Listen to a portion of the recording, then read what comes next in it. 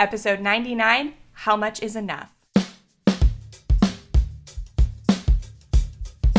Welcome to the Frugal Friends podcast, where you'll learn to save money, embrace simplicity, and live a richer life. Here are your hosts, Jen and Jill. Welcome to another episode of the Frugal Friends podcast. My name is Jen. I'm Jill. And we are excited to not just be coming at you on a podcast, but we are also recording this interview. We have recorded a couple for our YouTube channel, for our web show, if you will. And we're super excited about it. So if you are listening there, you get the raw, unedited version. And if you're listening in your normal podcast app, you'll get the clean version.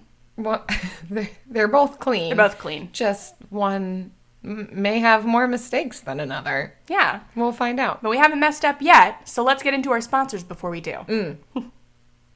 Our first sponsor is Empower. It's an awesome mobile app jam-packed with features that make managing your money easier. Its budgeting feature allows you to set monthly and weekly spending limits, and it has an autosave feature that analyzes your spending and transfers small amounts of money to savings that you won't even notice. So those are great, but there are actually two features that really set Empower apart from other apps. The first is its high-yield checking account, and the other is direct access to their financial coaches. You can text them any question, and they will answer during normal business hours. And I've tried it, and the answers are legit. And it's a real person, not a robot. And if you like the sound of that, go ahead and download Empower from the App Store and enter the offer code FRUGAL, F-R-U-G-A-L, to get a $5 bonus when you reach your first savings goal. Get at them goals, get that money. Also brought to you by Junk Drawers. That's right. All the junk drawers got together to remind us that they're still there. And also to inform us that junk is just a nicer word for trash. So basically, it's a glorified trash drawer. Are you really going to use all those paper clips? Oh, and that battery with all the goo on it? Yeah, that's not going to work anymore. And yes, those pens without the caps are dried out. And no, you will never figure out what that tiny piece of plastic goes to. Let's face it, we're using a perfectly nice drawer to store our garbage in. Trash drawers, you can hide, but you can't run. Ooh, that is so convicting. Yes. Girl. You really got to me. Deep gulp. Do you have trash drawers? Yes, I do. Garbage drawers? Right. Dumpster fires in your cabinets? Even when even as a minimalist-ish, minimalist-ish, I still have junk drawers. It's a fact of life. You just bring things in, you don't know where to put them, you put them in the junk drawer. I think it's especially something that happens for parents.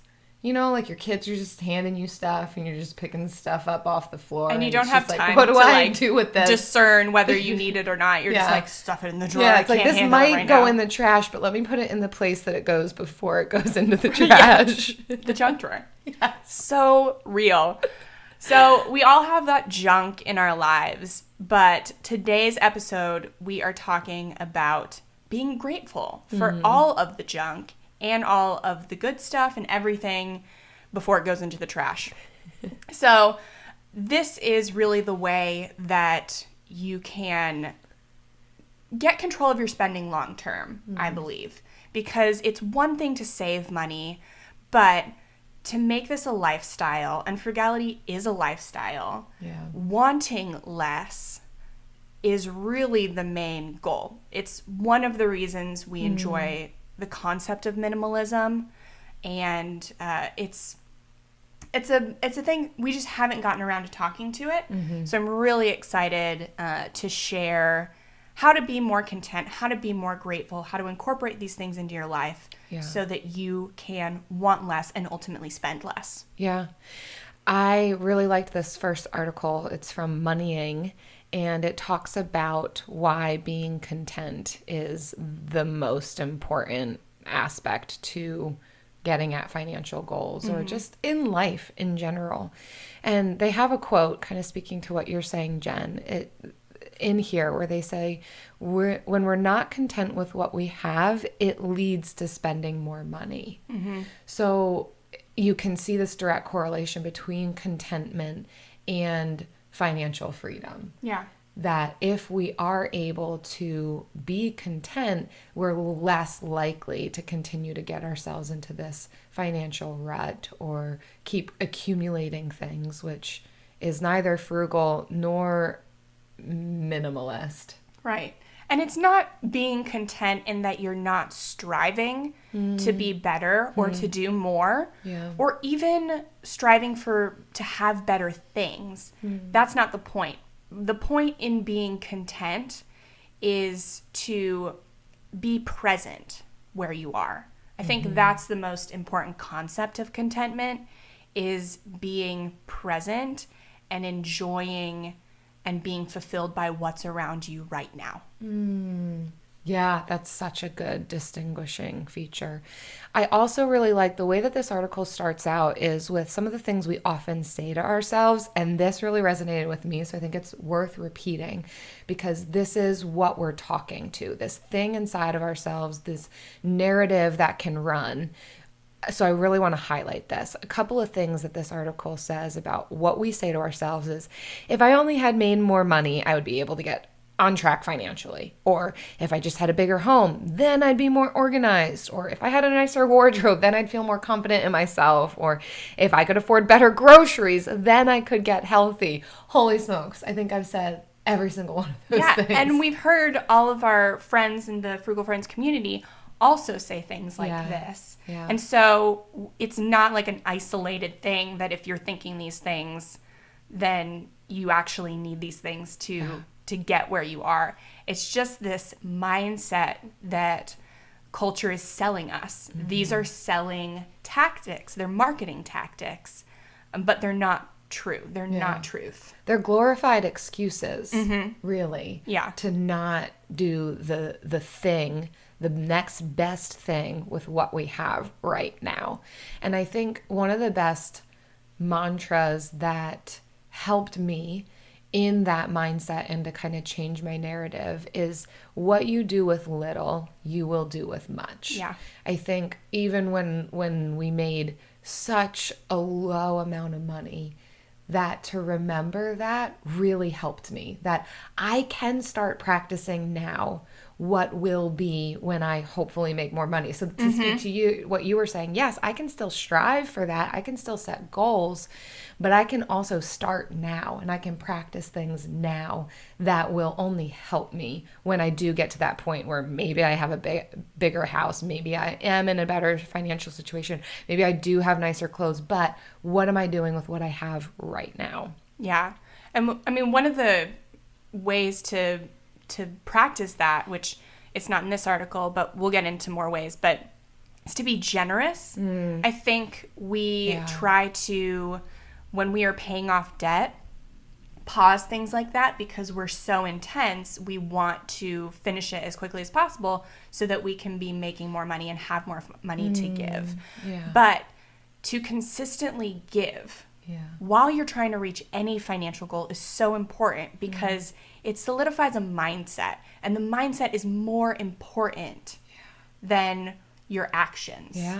And it cultivates this habit of giving so that when you have a small disposable income, you're giving small, but then when you have a larger income that's disposable, then you will already be groomed to give more. If you're not exercising that muscle, then it's not going to be a strong muscle by the time you actually have the money to be able to give. We've got to practice it with where we're at now. So the article also lists out some important pieces of how we can do this. How do we get at contentment in whatever life situation we're in? You want to kick us off, Jen? Yeah. The first one is to write down your blessings. And we mentioned this in our self-care episode, but like keeping track of the good things in your life, even if it's just 1, 2, 3 things a day, will help you focus on those things. And it will fight the mentality that I need this in order to be happy. I need this in order to be successful. because you'll be able to have this log of all the things in your life that are already making you happy, that are already helping you be successful. Another way that I like, because sometimes the word blessings may not resonate with every person. So this could also be keeping a gratitude journal. This could be tracking, the way that I like to phrase this, not that this is going to resonate with everybody, but is kindnesses. Where are the kindnesses in your life? And being able to recognize that, write them down, speak them out loud, verbalize it. However you want to describe this, it's a similar concept of noticing and paying attention to the good and taking note of it. Yeah, I love that one. The second one is live within your means. So rather than striving to get something that you cannot afford, or to live outside your means, spend money you don't have, learn what it is to, where are my parameters, where are my boundary lines right now, and how do I live within that currently. So maybe you want a bigger home, but you can't afford it right now. Or it would be really stretching your budget to do that thing. You'd be house poor. Okay, what does it look like to make the place you're living now fit your needs right now? So yeah, that could mean, right now, if you're watching us on YouTube, you see that we are recording in a nursery. This is my office, and Kai sleeps in my office. Thank you very much. It is an office that Kai sleeps in, not a nursery that we record in. My bad. Mind all of the baby furniture and the tiny desk. But this is living within your means, and it's working. Like, your baby's not in here right now, and so we're using it to record. So I think rather than looking at what does everybody else have, do they have a dedicated office that has all this cute, pretty stuff that they spend a ton of money on? Okay, maybe eventually that's something you can work towards, Jen. But how do you make it work with where you're at currently? That's such an important note, because we can see on Facebook and Instagram other people being successful and think that they have all of these things to be successful. Yeah. And some of them do. Some of them are at the level where they can have dedicated studios and, hiring out for different services. But some of us are just recording on a tiny table in their nursery. And some of us are recording in our closets at times. Yeah. And everybody's at a different level. So don't let the filtered picture influence what you're thinking about yourself, because your life isn't filtered. It's just real. So, and one of the reasons we're putting more of our stuff on video and YouTube is because we want you to see what we're really like. And I did put on makeup for this. And I woke up and I saw Jill was wearing makeup. I woke up like this. And but yeah, I'm self-conscious when I'm not wearing makeup. Yeah. So I'm going to be honest about that. Yeah. So I put on lipstick just for the camera. Oh, I did not put on lipstick. I missed that one. Maybe for the next video. But for the camera. Right. So the last one on this list is one I'm super passionate about, and it is to simplify your life.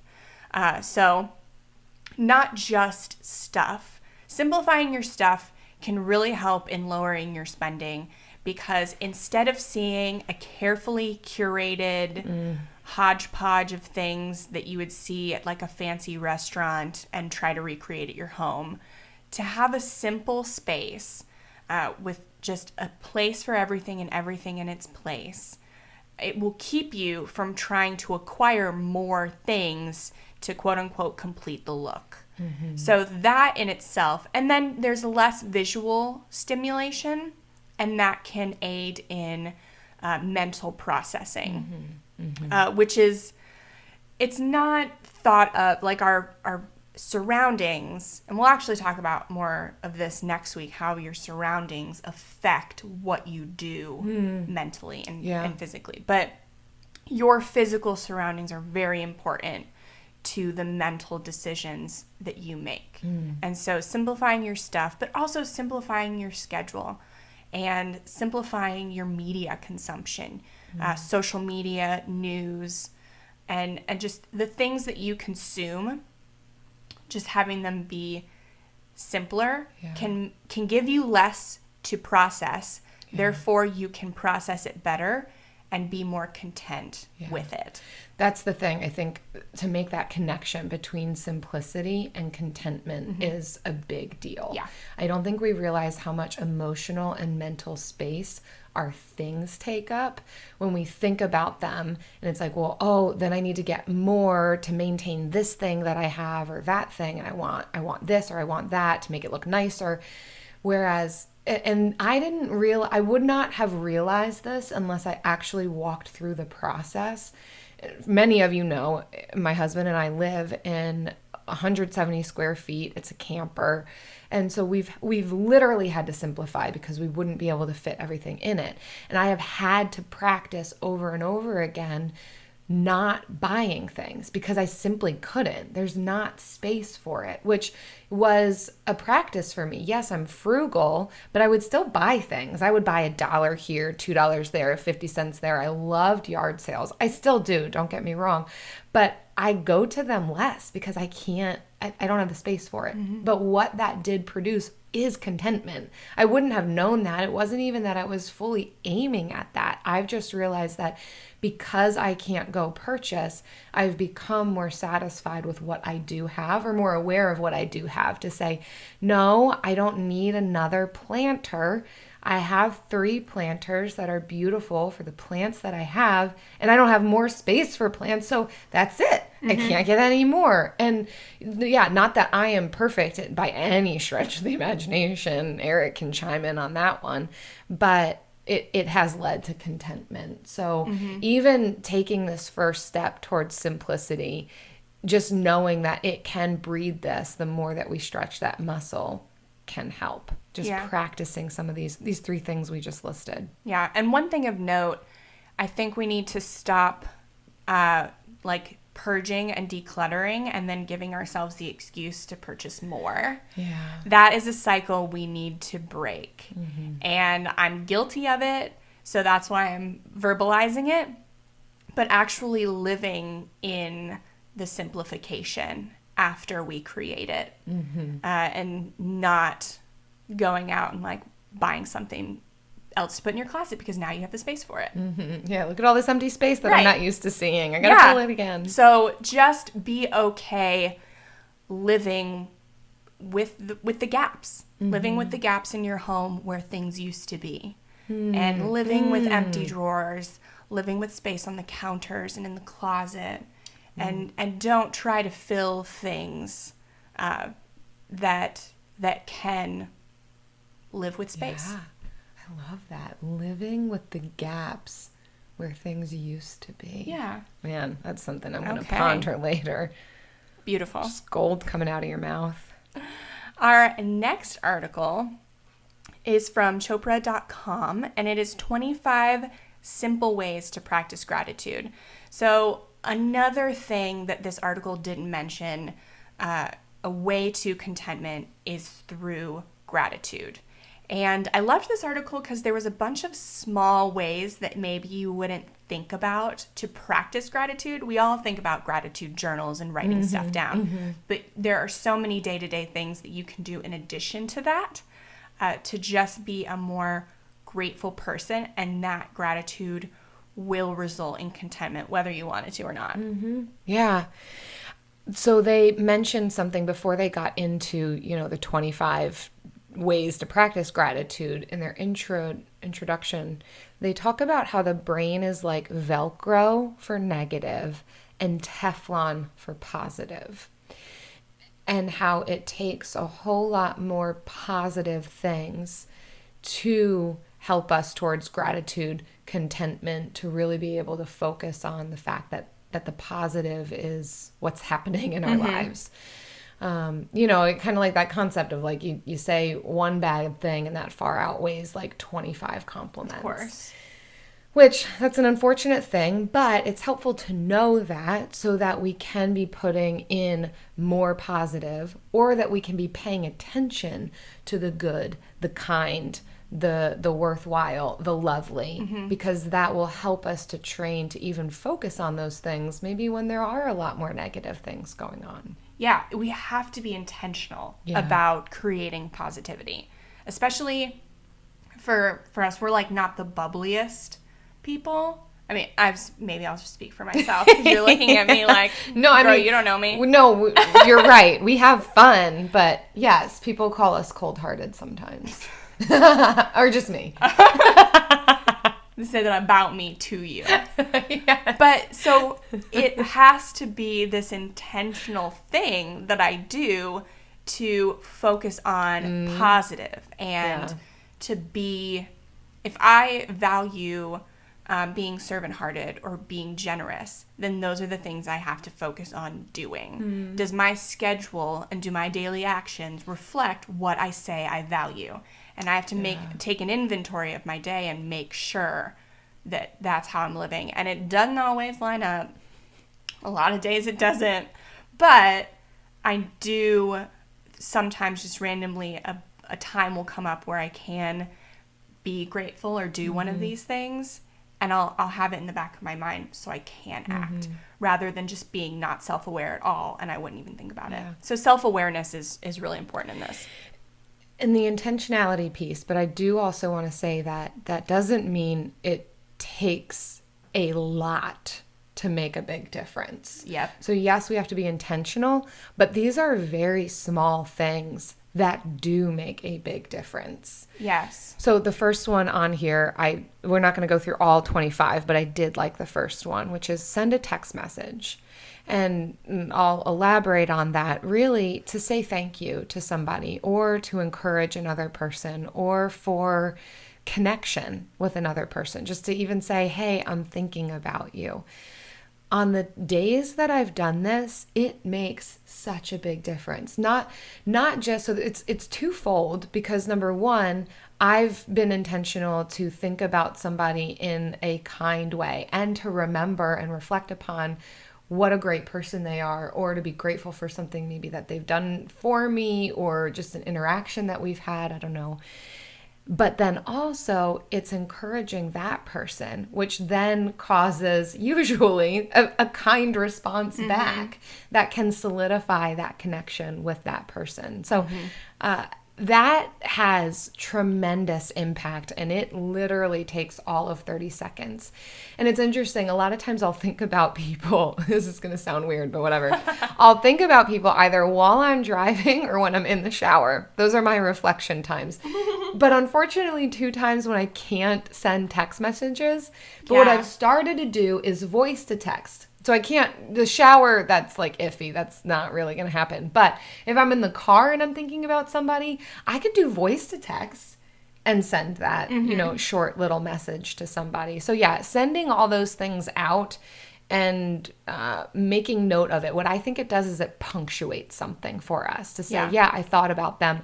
Then I send a text message that solidifies that thought or that idea for yourself and for the other person. So love that tip. I'm so bad at that. I'll think about someone and then for some reason I just won't verbalize it or send the text. Yeah. And I don't know if it's just because I don't think that they'll care what I have to say or anything. That's most commonly what I think my brain is saying. Or I don't want to be vulnerable. Right. It's a vulnerable thing. That too. Yeah. And so I think that's something that I have to get over, is that like calling a friend or texting a friend I haven't seen in a while. I love getting those texts. So like, why wouldn't somebody else like to get them from me? But there's this block in my head that like says like they're not gonna care, like don't waste your time, and then I don't. But it can do as much for the other person as it does for me. Absolutely. What are some of your favorites on this list? So this one has a weird title, but stick with me.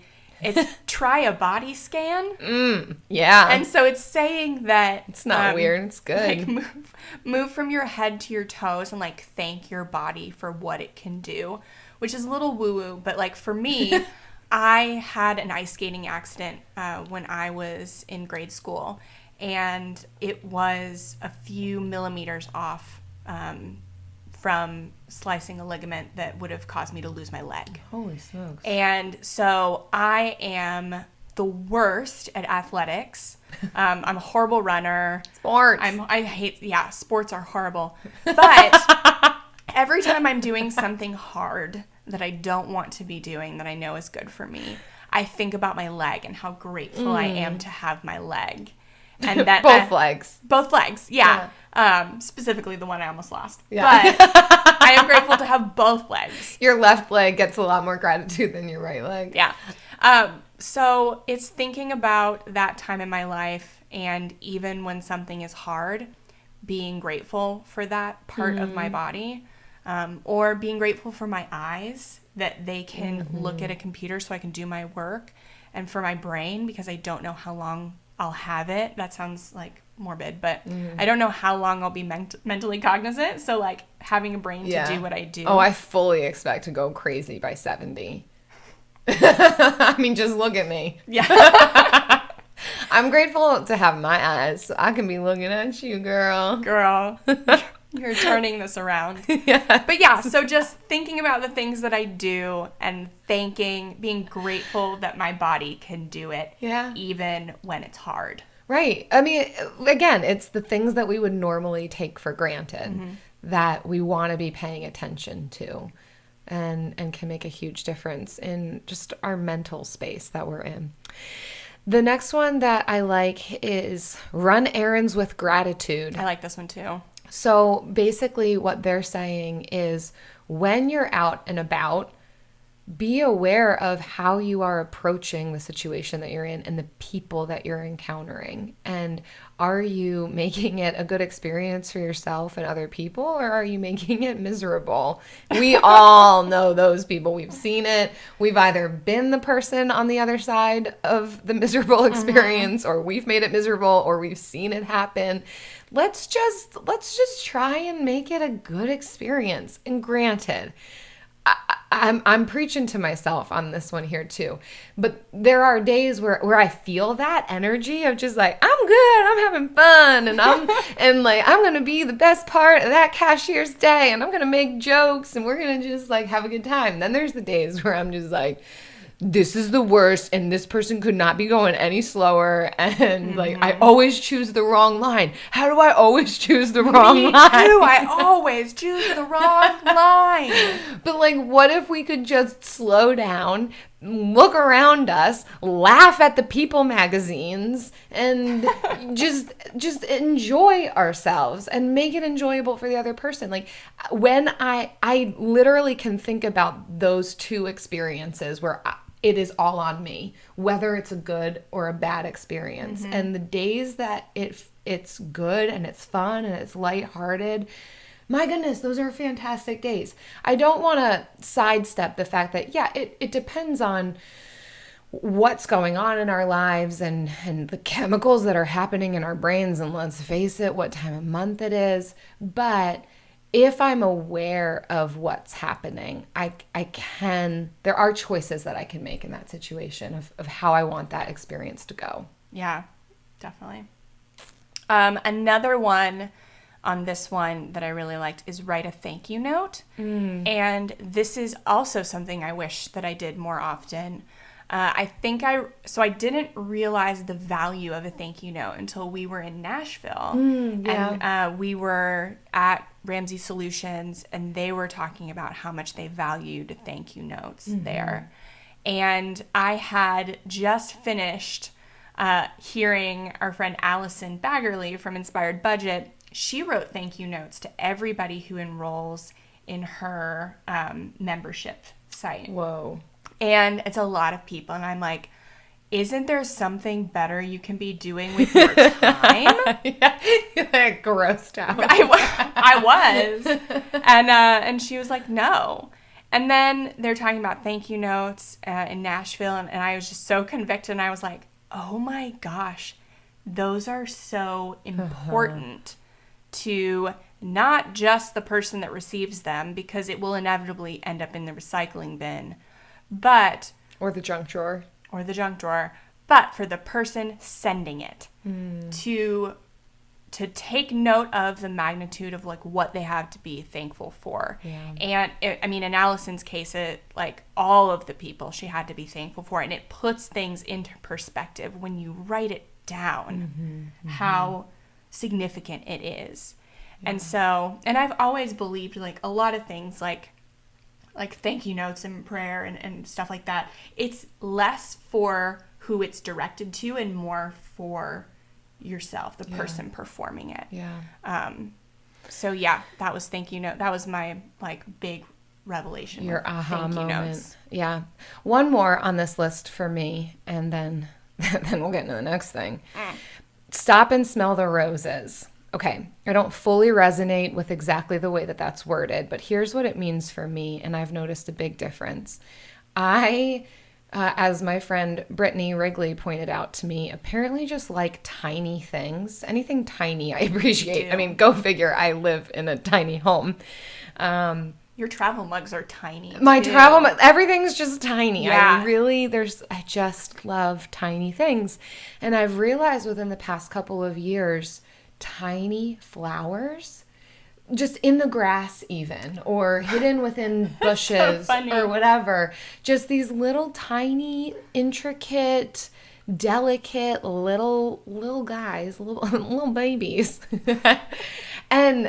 And I will stop to notice them. What I will do is take photographs of them. You literally did this last week. Oh, you made a tiny bouquet and you took a photograph of it. I do it all the time. Yeah. Yes, because and there's so many life things that I've learned through this process too. It's just my own little fun thing. I'm not saying everybody has to do this. You can find your own thing. For me, this is what it is, just tiny things and stopping to pay attention to them and the intricacies within it. For me, I like to take a picture. Thank goodness I'm grateful for my phone that is able to kind of get these very close-ups of tiny things. And I'm so grateful for my husband who lets me do this. Thank you, Eric Sirianni, for literally never giving me a hard time about like stopping when we're on a walk or trying to get somewhere, even sometimes like pulling off to the side of the road because I see something that I want to take a picture of.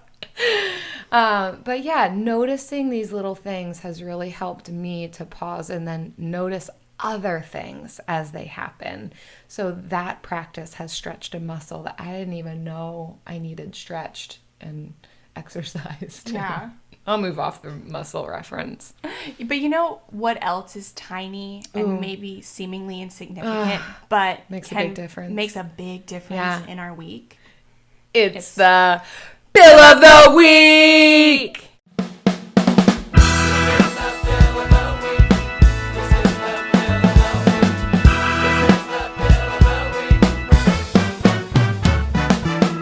That's right. It's time for the best minute of your entire week. Maybe a baby was born and his name is William. Maybe you paid off your mortgage. Maybe your car died and you're happy to not have to pay that bill anymore. Duck bills, Buffalo Bills, Bill Clinton. This is the Bill of the Week. Hi, Jen and Jill. This is Amarillo from Tampa, Florida. I have a good bill that was kind of a mistake, but a really exciting mistake. So I own my own business, and I was putting to the side 1% of everything that I made. Last year, like mid-year, I started to put away 5% of everything I made.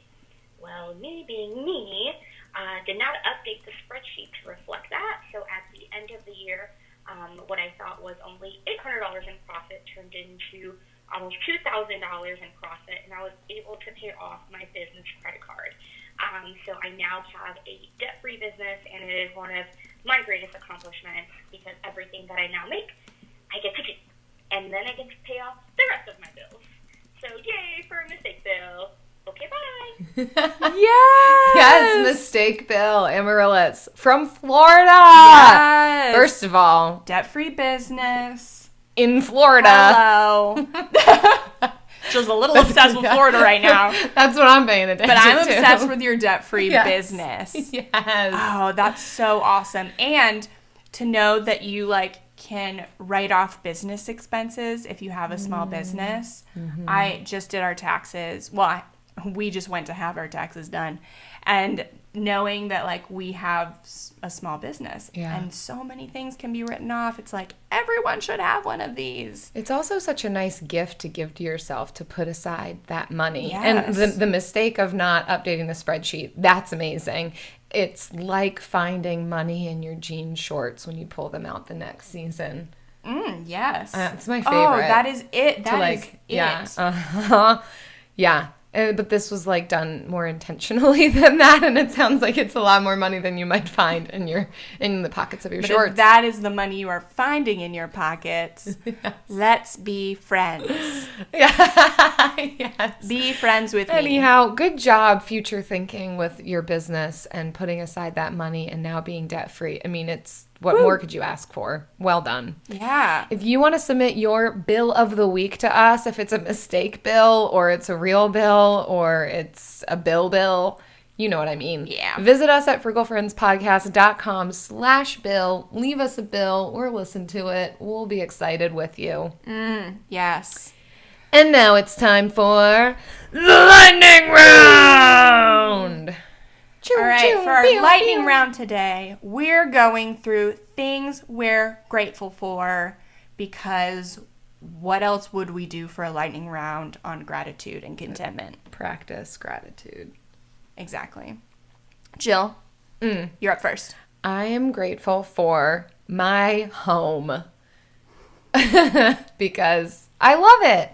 It's perfect, and I'm practicing contentment right now. And it's tiny, but it's all that we need, and to have a space of our own is invaluable. And so for me, it sounds cliche, like my home, but it means so much more to me, especially having come from the different types of living situations we had. We moved into our camper directly from living with and taking care of my grandmother, which that was a privilege to be able to do, and I'm grateful that we did it. It did come with its sacrifices and its difficulties, though, of not having our own space, sharing a space with an elderly woman with Alzheimer's, and we didn't have any of our own plates, cups, forks, we kept everything of hers so that we could keep as much familiarity as possible for her as her memory declined.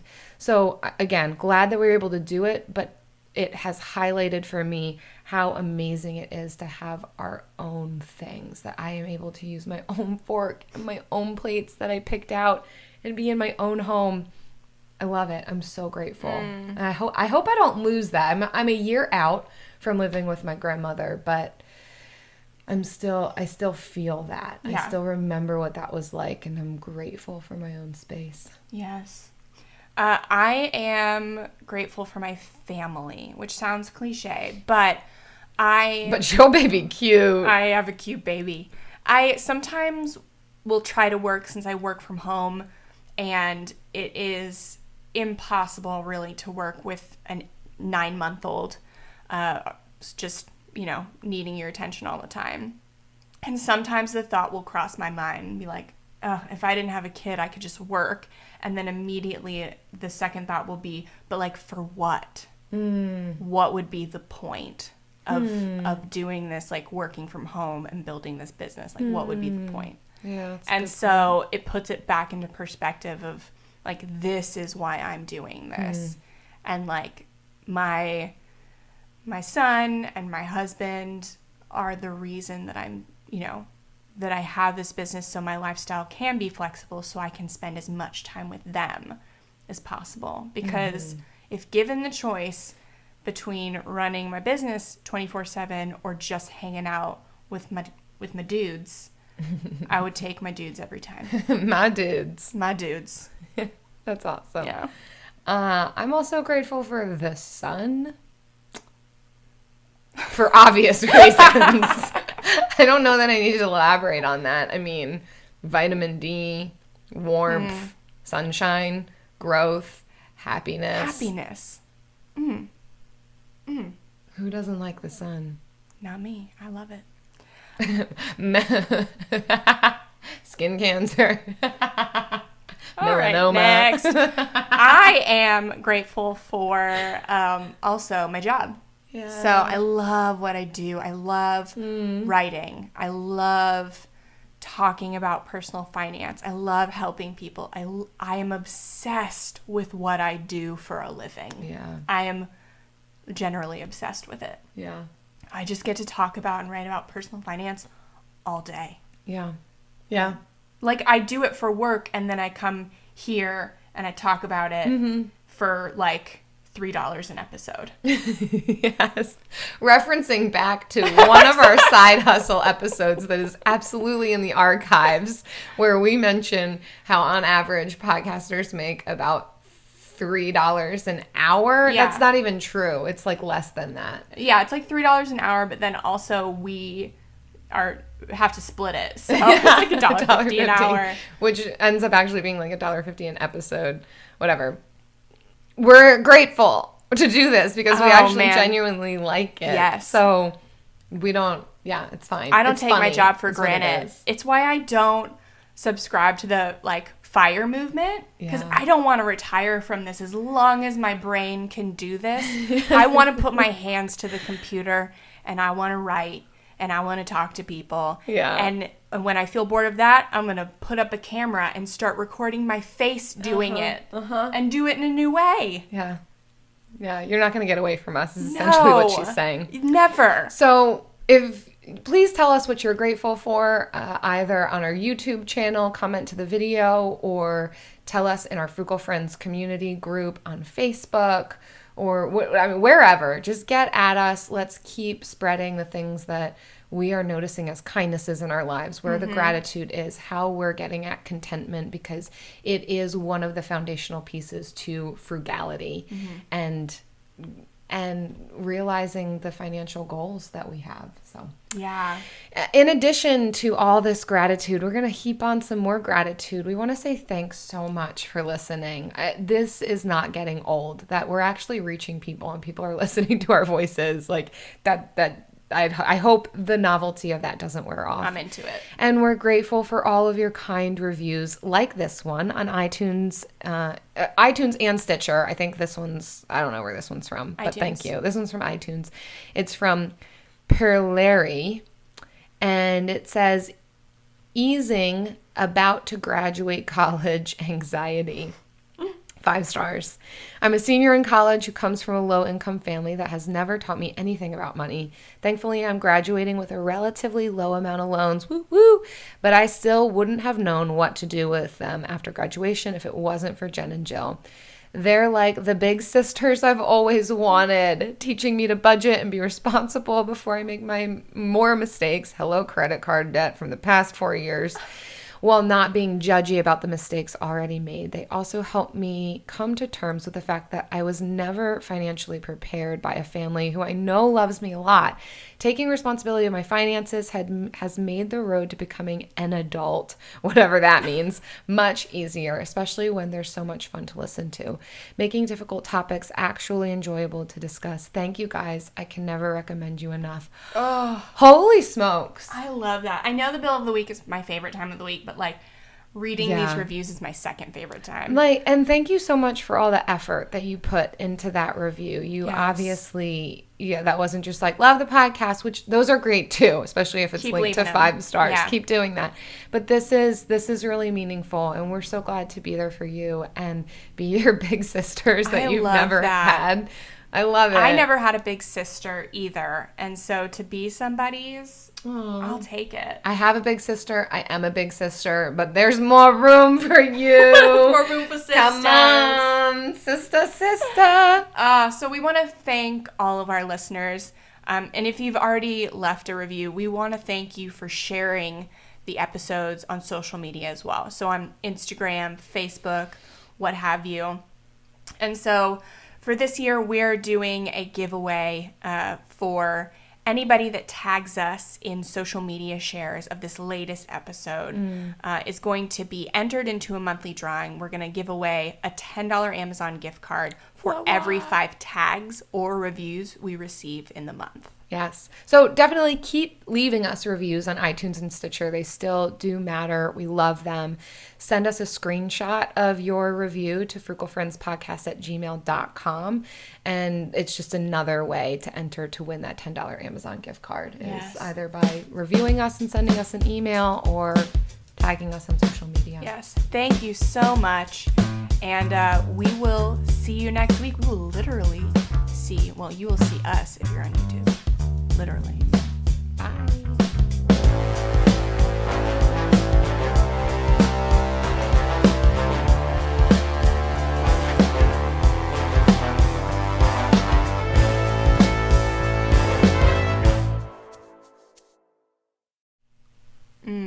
How was that Thrice concert?